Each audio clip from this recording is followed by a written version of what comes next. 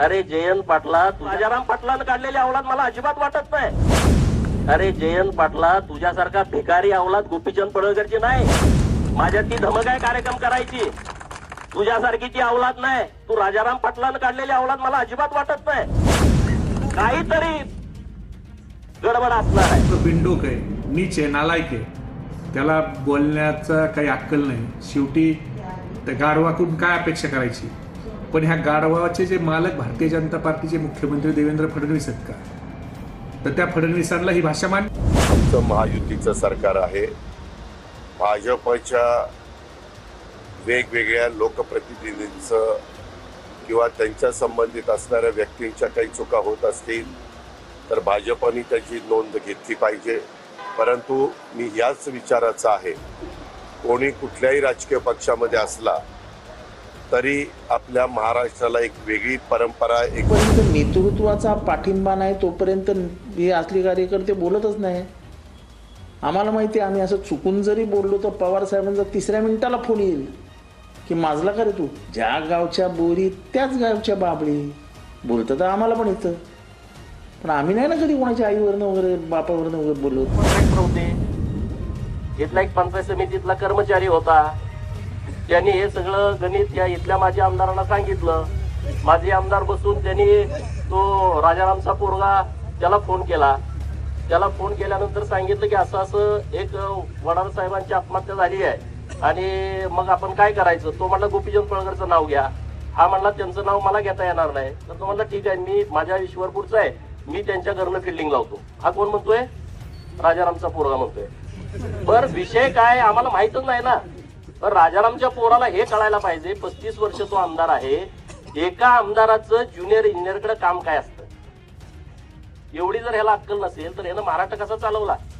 म्हणून मी नेहमी म्हणतो की हा बेअक्कल माणूस आहे, हा बिंडोक माणूस आहे. हा वारंवार दर 8 दिवसाला सिद्ध करतो की होय मी बिंडोक आहे. अरे आमदाराचं ज्युनियर इंजिनियरकडे काम काय.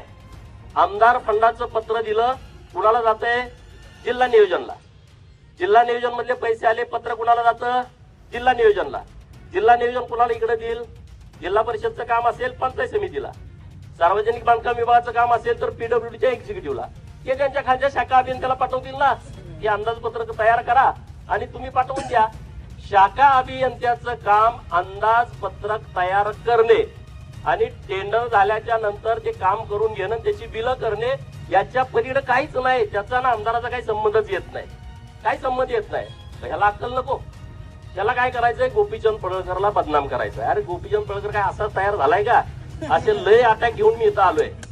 2-2, 3-3 महिने मी अशा प्रकरणामध्ये जेलमध्ये जाऊन आलोय. तुमच्या या प्रस्थापितांच्या सत्ता कारणामध्ये 2-2 महिने जेलमध्ये मी आज पण ते फेस करतो. माझ्यावरती आरोप केले जातात. भाजप आमदार गोपीचंद पडळकर यांनी राष्ट्रवादी काँग्रेस पार्टी शरदचंद्र पवार पक्षाचे माजी प्रदेश अध्यक्ष जयंत पाटील यांच्याविषयी केलेल्या एका वादग्रस्त विधानाचा सध्या संपूर्ण राज्यात तीव्र निषेध केला जात आहे. अनेक राजकीय नेत्यांनी या प्रकरणी उघड नाराजी व्यक्त केली, तर काहींनी यावर पडळकरांना खडे बोल देखील सुनावले. मात्र आता स्वतः मुख्यमंत्री देवेंद्र फडणवीस यांनी देखील पडळकर यांच्या वक्तव्यावर आपली नाराजी बोलून दाखवली. तसेच आम्ही अशा कोणत्याही विधानाचे समर्थन करणार नाही असं देखील फडणवीस यांनी स्पष्ट म्हटलेलं आहे. तसेच गोपीचंद पडळकर यांनी जे स्टेटमेंट केलं ते योग्य आहे असं माझं मत नाही. कुणाच्याही वडिलांशी किंवा परिवारांशी असे बोलणे योग्य नाही. या संदर्भात माझी पडळकरांशी चर्चा झाली व त्यांनाही मी हेच सांगितले असं फडणवीस यांनी म्हटलेलं आहे. याविषयी आणखी बोलताना या संदर्भात मला शरदचंद्र पवारांचाही फोन आला होता. त्यांच्याशी मी संवाद साधला. अशा प्रकारच्या विधानाचे आम्ही कधी समर्थन करणार नाही. बोलताना भान राखण्याचा सल्ला मी त्यांना दिलेला आहे. गोपीचंद पडळकर एक तरुण नेते आहेत, आक्रमक नेते आहेत.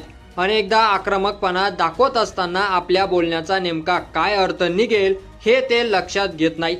त्यामुळे मी त्यांना सांगितलं आहे की हे लक्षात घेऊनच आपण बोलले पाहिजे. तुम्हाला भविष्यात चांगला नेता म्हणून मोठी संधी आहे.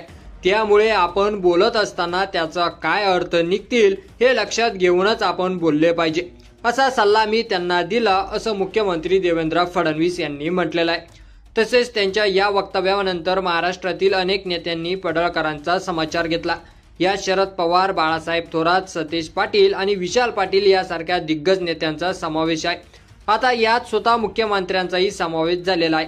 त्यामुळे आता पडळकरांना हे प्रकरण चांगलंच बोगणार असल्याचं दिसून येतं. तर पडळकर यांच्या या प्रतिक्रियेवर तुमचं मत आपल्या कमेंट बॉक्समध्ये लिहायला अजिबात विसरू नका. आणि असेच नवीन व्हिडिओ पाहत राहण्यासाठी आपल्या मराठी एल्गार या यूट्यूब चॅनलला सबस्क्राईब करा. धन्यवाद.